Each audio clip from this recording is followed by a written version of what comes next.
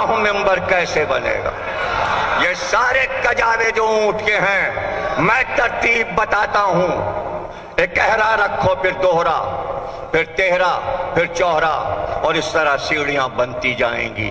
کجاووں کا ممبر بنوایا، انوکھا ممبر بنا۔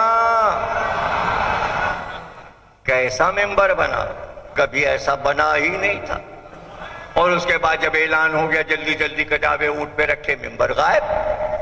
بنوایا اور امت سے توڑوایا، امت سے ممبر بنوایا اور امت سے توڑوایا۔ کہ وہ ممبر جس پہ ولایت علی کا اعلان ہوا ہے بنوا کے توڑوا دیا، اب دوسرا بیٹھ نہیں سکتا۔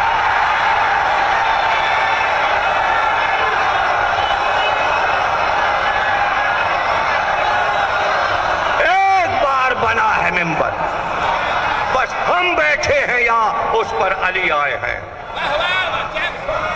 تو تین چیزیں ایسی تھیں کہ اگر کھانا نہیں بھی تھا تو تین چیزیں ایسی بڑھا دی تھیں کہ وہ یادگار رہ گئی، تاکہ واقعہ یاد رہ جائے۔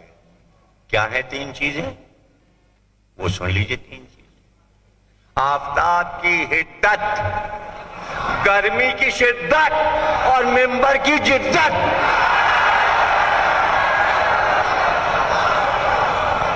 تین ہی چیزیں تو یاد کرانی تھی، اس لیے کہ مسلمانوں کو تین ہی یاد رہتے ہیں۔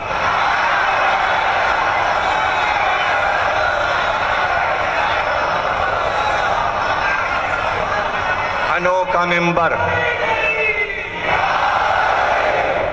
آ گئے ممبر پہ رسول اللہ اور علی کو ساتھ لائے۔ ایک بلندی پہ دو بھائی نظر آئے، بلندی پہ دونوں نظر آئے۔ ظاہر ہے کہ جس نے اعلان کروایا تھا عرش پر اعلان ہوا تھا، دیکھو کیسی محفل ولایت کی سجی ہے، کون کہاں بیٹھا ہے، پورا نقشہ بنا ہوا موجود، کون کس طرف تھا، کون کیا باتیں کر رہا تھا، چپکے چپکے، اس لیے کہ سناٹا تھا۔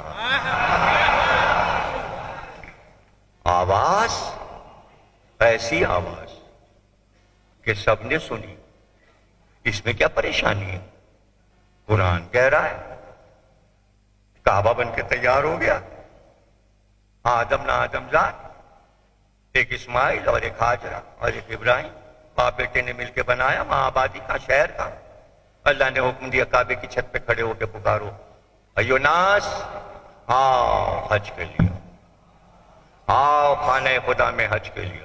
ابراہیم نے کہا پروردگار کس سے کہوں، یہاں تو کوئی ہے ہی نہیں، کہ تم پکارو تو۔ ابراہیم کھڑے ہوئے اور پکارا، اے انسانوں حج کے لیے آؤ۔ چاروں طرف سے لاکھوں آوازیں، اللہم لبیک اللہم لبیک۔ ابراہیم کہنے لگے یہ کہاں سے آوازیں آ رہی ہیں؟ ارے کہا اللہ نے یہ ماؤں کے صلبوں میں، ماؤں کے رحموں میں، باپ کے صلبوں میں جو بچے ہیں وہ پکار رہے ہیں۔ ذرے ذرے سے آواز آ رہی تھی، اللہم لبیک۔ تو آواز صلبوں میں چلی جاتی ہے۔ جب ابراہیم کی آواز صلبوں میں چلی گئی تو رسول کا خطبہ صلبوں میں سنا گیا۔ جن بچوں کے کان بہرے ہو گئے وہ ولایت علی کی مخالفت۔ آواز جس نے سنی ہے وہ علی سے محبت کر رہا ہے۔ یہ یا علی جواب ہے خطبہ غدیر کا۔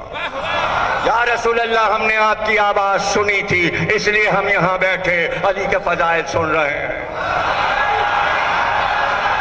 جو بہرے ہو گئے وہ کیوں سنے؟ ان سے زبردستی کیا ہے؟ کان بند ہیں وہ، جب رسول اللہ کی نہیں سن رہے تھے ہماری کیا سنیں گے؟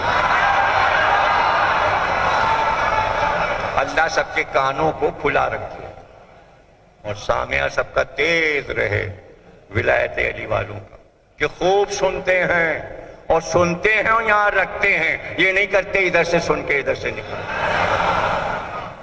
یہی ہے ولایت علی کی کہ سب محفوظ رہے، حافظے کی فائل میں رہے.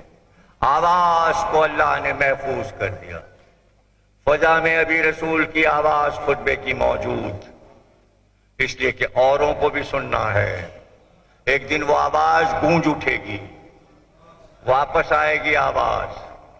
اس لیے کہ جن جن نے اعتراض کیا ہے فضائل علی نہیں اتنے زیادہ پڑھنے چاہیے، پھر وہ خطبہ غدیر سنیں گے کہ سب سے زیادہ دنیا میں فضائل علی رسول اللہ نے غدیر خم کے خطبے میں پڑھے تھے. توحید، احکامات، رسالت سمجھا کر پھر علی کے فضائل شروع کیے، اور شروع یہاں سے کیے. یا علی سورہ الحم تمہاری شان میں اترا ہے. یا علی سورہ والعصر تمہاری شان میں اترا ہے. اور پھر فرمانا شروع کیا تم کو مجھ سے وہی نسبت ہے جو ہارون کو موسیٰ سے تھی.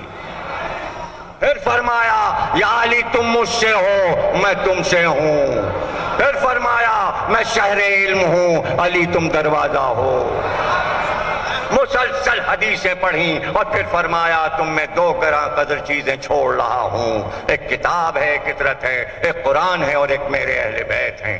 اور اس کے بعد فرمایا یا علی تمہارے فضائل نہیں کم کرے گا لیکن وہ ہوگا جو مقصر ہوگا. تمہارے فضائل قصر کرے گا اس کو مقصر کہا جائے گا. آج جب یہ لفظ لوگ سنتے ہیں تو کہتے ہیں کہاں سے آیا یہ؟ غدیر خم کے خطبے میں سب سے پہلے مقصر کا لفظ رسول اللہ نے استعمال کیا، اور یہ علی کے فضائل گھٹانے والوں کا نام رکھا ہے رسول اللہ نے. اور اس کے بعد فرمایا ہاں ہمیں علم ہے اے مسلمانوں، اللہ نے ہمیں حکم دیا ہے، یہ ہمارا آخری سال ہے اور اب ہم اس دنیا سے جانے والے ہیں، اس لیے ہم نے چاہا کہ تم سب علی کی ذات پر متفق ہو جاؤ. یہی تمہارا خلیفہ ہے، یہی تمہارا ولی ہے، یہی تمہارا مولا ہے، یہی تمہارا بادشاہ ہے. علی سے سرتابی نہ کرنا اور کبھی اس کے آگے چلنے کی کوشش نہ کرنا. اور جو کچھ علی کہیں اگر تم نے ان کا کہا مانا تو تمہاری آخرت بھی سمر جائے گی اور تمہاری دنیا بھی سمر جائے گی. اور دیکھو کبھی یہ کوشش نہ کرنا کہ علی کے خلاف چلنے کی کوشش کرنا. اور یہ بھی سن لو جو بھی علی کو آج کے بعد ولی نہیں مانے گا اور خلیفہ نہیں مانے گا وہ کان کھول کے سن لے کہ وہ پھر نہ اللہ کا کچھ بگاڑے گا، نہ رسول کا کچھ بگاڑے گا، نہ علی کا بگاڑے گا. ہم لوگوں کا کوئی نقصان نہیں ہوگا، تمہارا کارواں جہنم کی طرف چلا جائے گا.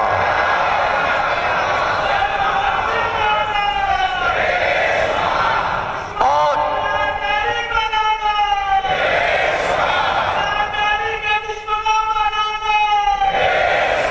اس کے بعد فرمایا اور پھر کہا کہ سنو ایھا الناس، سنو جبریل نے ہمیں آ کے بتایا ہے کہ پہلے سے یہ طے ہو چکا ہے کہ علی کو ان کے منصب پہ نہ رہنے دیا جائے. ہمارے اللہ نے ہم کو یہ بات بتا دی ہے اور یہ بات بہت پہلے سے طے تھی، لیکن اس دفعہ کے حج میں وہ کمیٹی جس نے یہ طے کیا تھا مشورے سے ان تمام باتوں کو جو زبانی تھیں سب جمع ہوئے اور انہوں نے کہا کیوں نہ اس کو تحریر کر لیا جائے. اور جو کتاب بنائی گئی جس میں یہ لکھا گیا کہ آئندہ ہمیں کیا کرنا ہے اور کس طرح اسلام چلانا ہے، اس کے اصول ترتیب پائے ہیں اور کچھ نام ہیں، وہ نام بھی ہمیں جبریل نے بتا دیے ہیں. اور وہ جو کتاب لکھی گئی ہے، وہ جو کتاب لکھی گئی ہے اس کا نام صحیفہ رکھا گیا ہے. ہمیں پتا ہے اس کی 3 نقلیں ہیں، ایک خانہ کعبہ کے پاس گاڑی گئی ہے، ایک فلاں کے پاس ہے اور ایک فلاں کے پاس ہے. نام نہیں بتایا، نام نہیں بتایا.